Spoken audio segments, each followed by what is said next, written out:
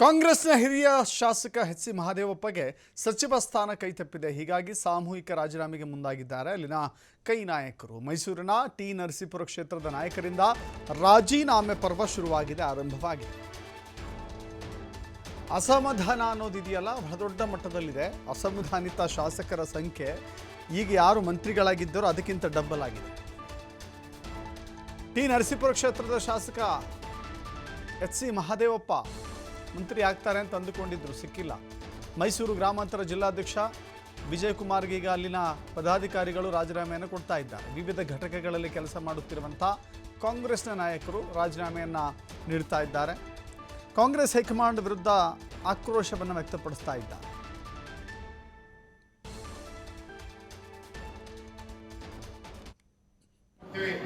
ಇವತ್ತು ಒಂದಿನ ಎರಡು ದಿನ ಅವರಿಗೆ ಟೈಮ್ ಅವಕಾಶ ಕೊಟ್ಟು ಅವರು ಮಾಡಲಿಲ್ಲ ಅಂದ್ರೆ ಇಡೀ ಕ್ಷೇತ್ರದಾದ್ಯಂತ, ಜಿಲ್ಲೆಯಾದ್ಯಂತ, ರಾಜ್ಯಾದ್ಯಂತ ಮಹದೇವಪ್ಪನವರು, ಸುನೀಲ್ ಬೋಸ್ ಅವರ ಅಭಿಮಾನಿಗಳಾಗಿ ನಾವು ಸ್ಟ್ರೈಕ್ ಮಾಡ್ತೇವೆ. ಜೊತೆಗೆ ನಮ್ಮ ನಾಯಕರುಗಳನ್ನ ಕಾಂಗ್ರೆಸ್ ಪಕ್ಷದಲ್ಲಿ ಇರಬೇಡಿ, ತಕ್ಷಣ ರಾಜೀನಾಮೆ ಕೊಟ್ಟು ಬನ್ನಿ, ನಾವು ನಮ್ಮದೇ ಆದ ಶಕ್ತಿ ನಾವು ತೋರಿಸುವ ಮುಂದಿನ ಚುನಾವಣೆಗಳಂತ ಒತ್ತಡ ಮಾಡೋ ಮಟ್ಟದಲ್ಲಿ ಈ ಒಂದು ಪತ್ರಿಕಾಗೋಷ್ಠಿ ಮುಖ ತಮಗೆ ತಿಳಿಸ್ತೀವಿ.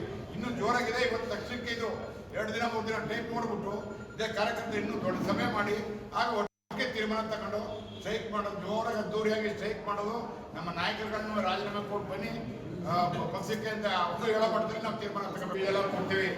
ಇವತ್ತು ಒಂದಿನ 2 ದಿನ ಅವರಿಗೆ ಟೈಮ್ ಅವಕಾಶ ಕೊಟ್ಟು ಅವರು ಮಾಡಲಿಲ್ಲ ಅಂದ್ರೆ ಇಡೀ ಕ್ಷೇತ್ರದಾದ್ಯಂತ, ಜಿಲ್ಲೆಯಾದ್ಯಂತ, ರಾಜ್ಯಾದ್ಯಂತ ಮಹದೇವಪ್ಪನವರು, ಸುನೀಲ್ ಬೋಸ್ ಅವರ ಅಭಿಮಾನಿಗಳಾಗಿ ನಾವು ಸ್ಟ್ರೈಕ್ ಮಾಡ್ತೇವೆ. ಜೊತೆಗೆ ನಮ್ಮ ನಾಯಕರುಗಳನ್ನ